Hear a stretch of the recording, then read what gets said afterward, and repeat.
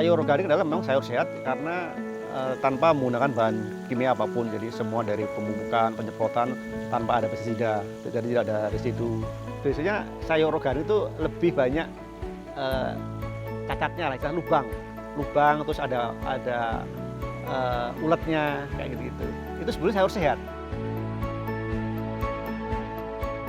Jadi pertanian organik itu adalah pertanian yang intinya menjaga keseimbangan alam, keseimbangan kehidupan itu. Jadi di situ kita bersama-sama hidup berdampingan antara tanaman, antara manusia, dan antara hama dan binatang-binatang di sekitar kita itu.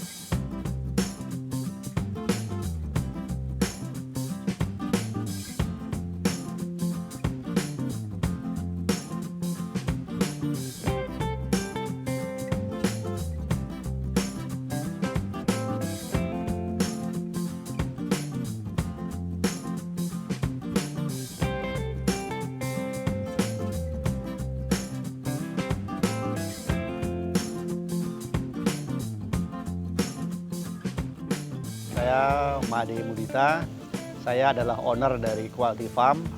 Quality Farm adalah kebun sayur organik yang terletak di Desa Ciputri, Kecamatan Pacet, Cianjur, Jawa Barat.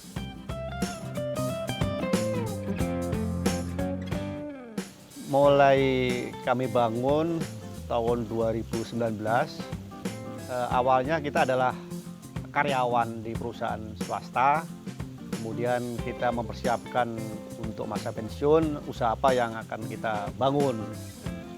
Berdasarkan pengamatan kami, kebetulan background kami juga dari pertanian awalnya begitu. Jadi kita coba survei, ternyata kebutuhan tentang tanaman pangan, sayur dan sebagainya itu untuk kebutuhan saat ini di Jakarta masih cukup besar peluangnya. Untuk itu kami berusaha membangun kebun organik dan hidroponik ini gitu. Kemudian sayur organik adalah memang sayur sehat karena tanpa menggunakan bahan kimia apapun. Jadi semua dari pemupukan, penyemprotan tanpa ada pestisida, jadi tidak ada residu. Itulah kenapa yang kami pilih. Memang dari sisi produksi dibandingkan dengan sayur konvensional memang agak berbeda karena sayur organik lebih rumit dan hasilnya itu lebih banyak kegagalannya dibandingkan dengan sayur konvensional. Karena kalau sayur konvensional kekurangan pupuk, tinggal tambah pupuk kimia, ada hama tinggal nyemprot pakai kimia, sudah habis, selesai gitu. Kalau di organik tidak seperti itu gitu.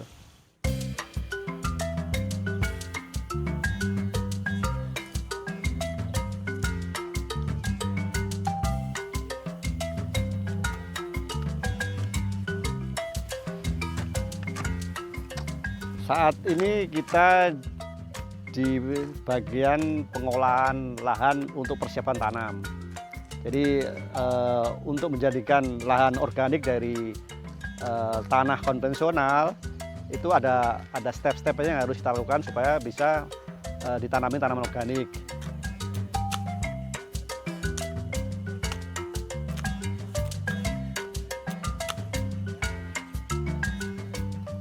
Cacing seperti ini bisa tumbuh kalau di lahan yang sehat.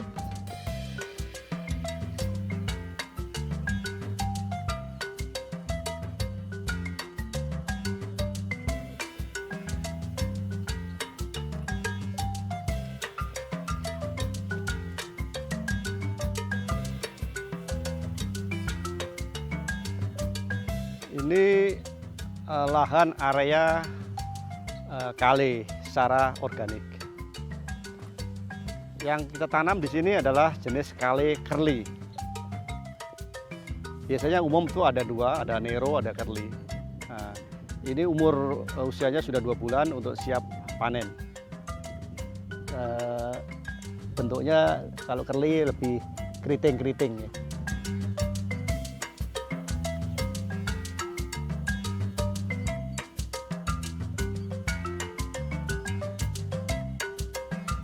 Nggak kelihatan sih kalau di sayur tuh hampir bedanya tuh nggak kelihatan antara organik dan konvensional. Tapi bisa dilihat secara kasatnya itu biasanya sayur organik itu lebih banyak cacatnya lah, istilah lubang terus ada uletnya kayak gitu. Itu sebenarnya sayur sehat dibandingkan dengan sayur yang tanpa mulus, nggak ada serangga yang nempel di situ, itu malah berbahaya karena dia ada residu yang hewan aja nggak mau gitu, apalagi itu dimakan oleh manusia gitu, itu kan berbahaya sekali gitu.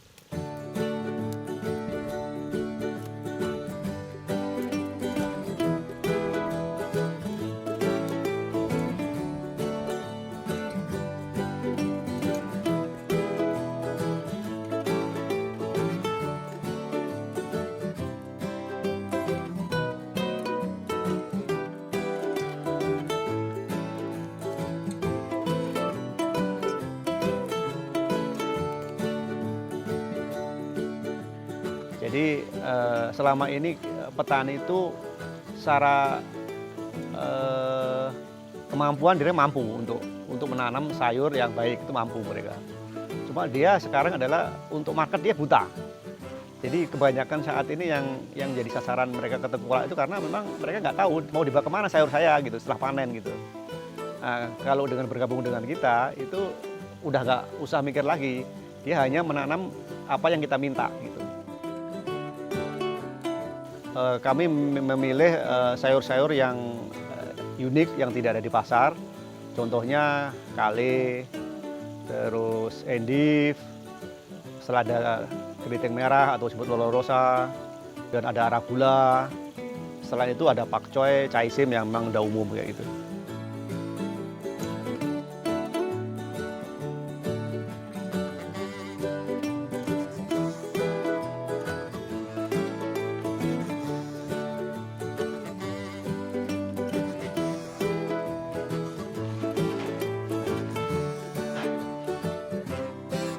Organik yang pertama adalah mereka harus fight, jadi harus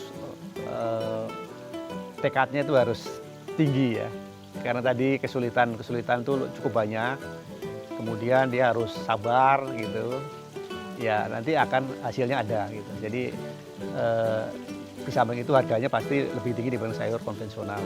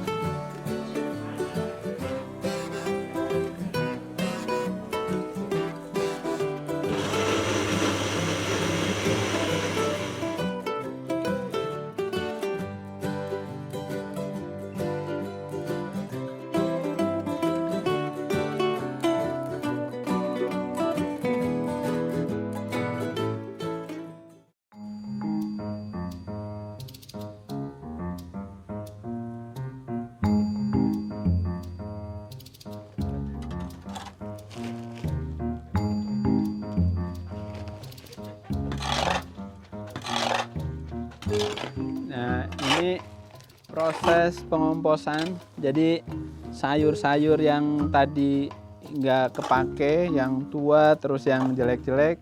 Nah, sekarang kita bikin kompos. Nah, ini kita campur dengan pupuk kandang, kotoran ayam.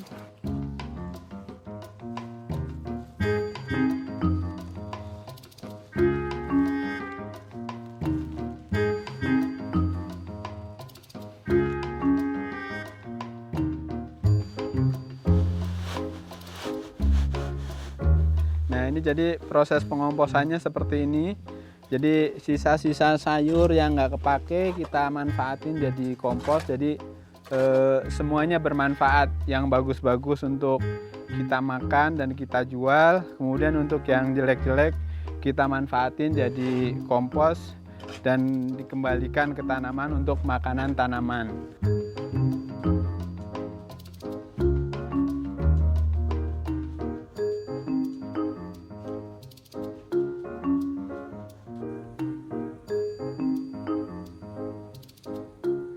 Nah, ini kompos yang sudah jadi, yang sudah dicampur tadi dan udah 1 bulan. Terus, nah ini udah siap aplikasi ke lahan.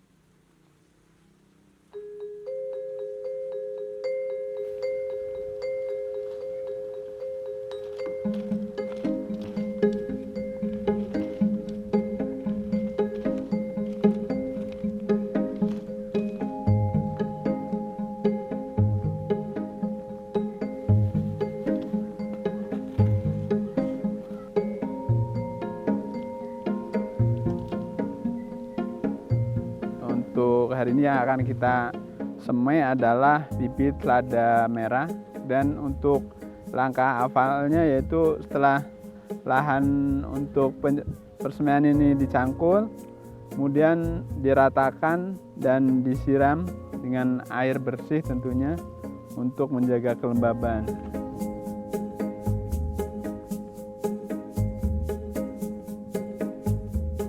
Nah, ini benih kita tebar secara merata di permukaan bedengan, sehingga jarak antar benih kurang lebih jarak 1 sampai 2 cm.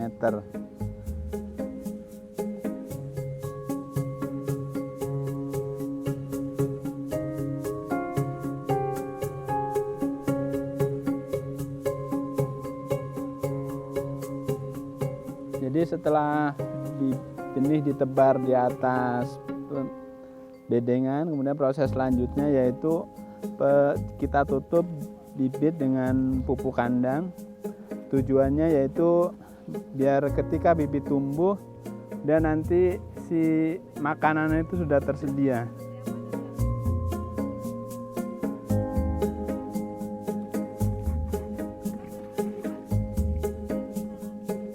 Nah, setelah pupuk ditebar, kemudian kita siram kembali di atas bedengan ini. Tujuannya itu untuk biar lembab bedengan ini.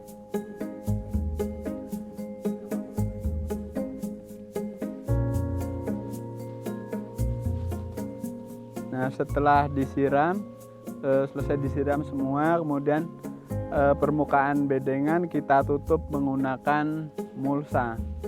Nah, kemudian tujuan penutupan ini yaitu untuk menjaga kelembaban bedengan. Jadi si permukaan bedengan tidak cepat kering dan kondisi di dalamnya tetap lembab sehingga bibit akan cepat tumbuh.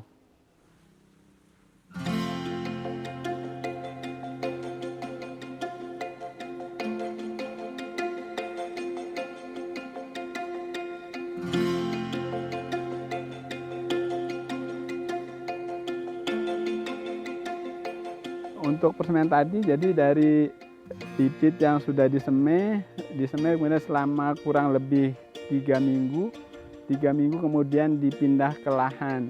Nah, sebelum dipindah ke lahan itu lahan ditutup mulsa, dan ditutup mulsa itu yang warna atasnya itu warna perak, itu untuk warna perak itu akan memantulkan cahaya sehingga hama yang ada di bawah daun itu akan merasa silau dan dia akan menyingkir, dan juga untuk menekan pertumbuhan gulma.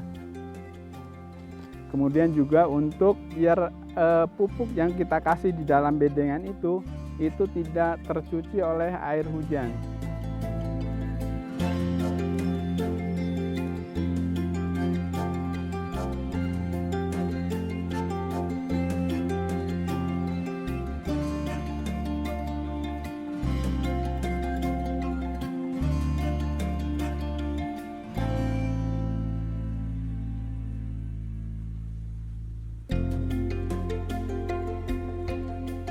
Nah, kemudian setelah tanam, kemudian kita tutup dengan paranet warna hitam. Itu tujuannya adalah untuk menjaga kelembaban di awal, biar tanaman yang baru kita tanam itu tidak stres, jadi dia tidak layu. Nah, itu penutupan itu adalah selama 1 minggu. 1 minggu dibuka, baru kemudian kita ganti dengan plastik PE yang itu untuk melindungi kalau hujan deras.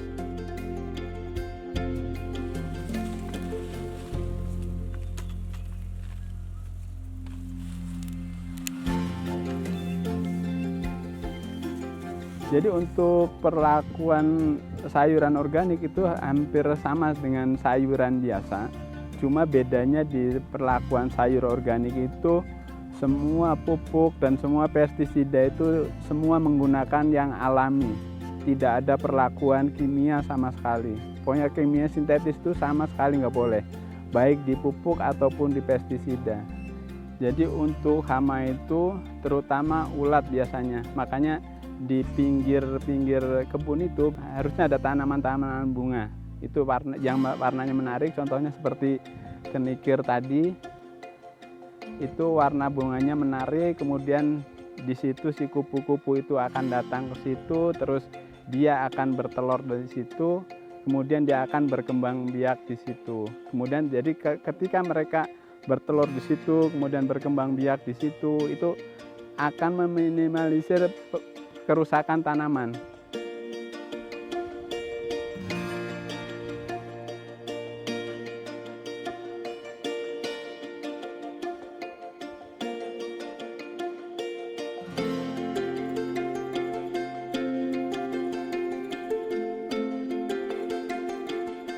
Pestisida organik itu kita buat dari bawang putih. Jadi dari bawang putih itu yang 1 gendul bawang putih itu kita tumbuk atau kita blender, kemudian kita larutkan dalam 1 kemasan botol air mineral yang kurang lebih isinya 500 ml itu. Nah, kemudian itu dibiarkan selama 1 malam, kemudian diaplikasikan ke tanaman itu kurang lebih 4-5 ml per liter air.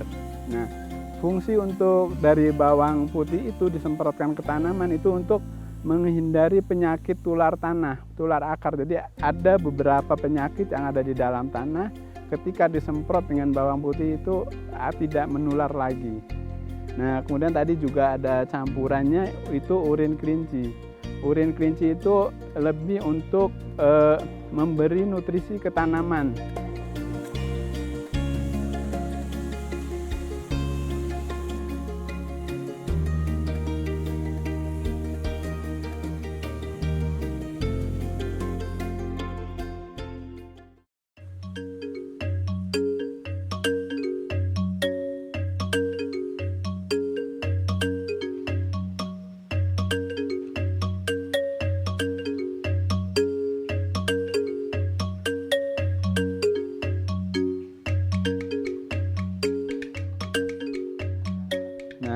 Ini merupakan area untuk hidroponik seledri. Ini baru pindah tanam 2 hari yang lalu, jadi masih kecil-kecil seperti ini.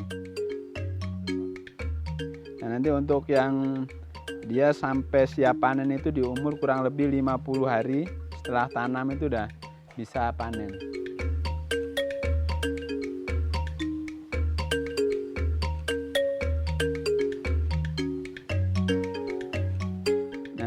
Kita di area hidroponik seledri yang sudah siap panen. Nah, ini udah tingginya kurang lebih 25 sampai 30 cm.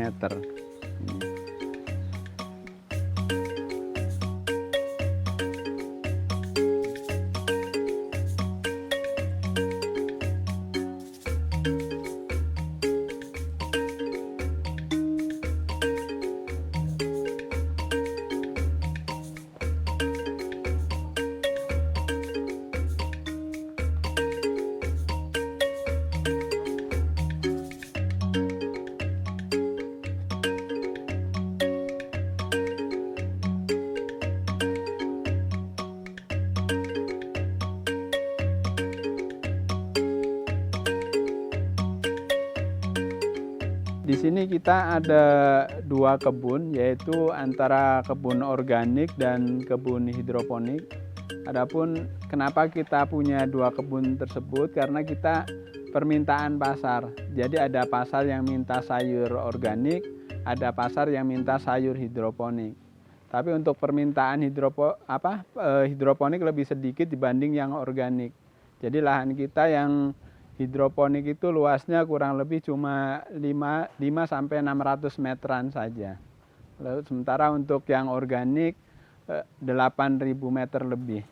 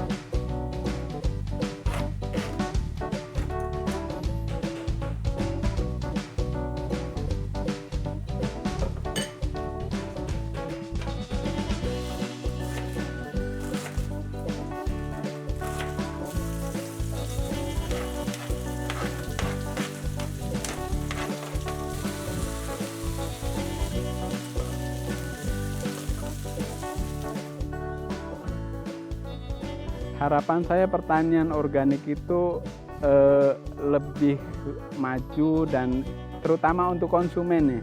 Konsumen yang biasanya menuntut di toko itu harus sayur organik itu harus mulus.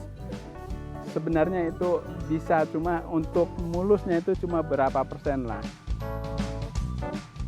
Jadi pertanian organik itu adalah pertanian yang intinya menjaga keseimbangan alam, keseimbangan kehidupan itu.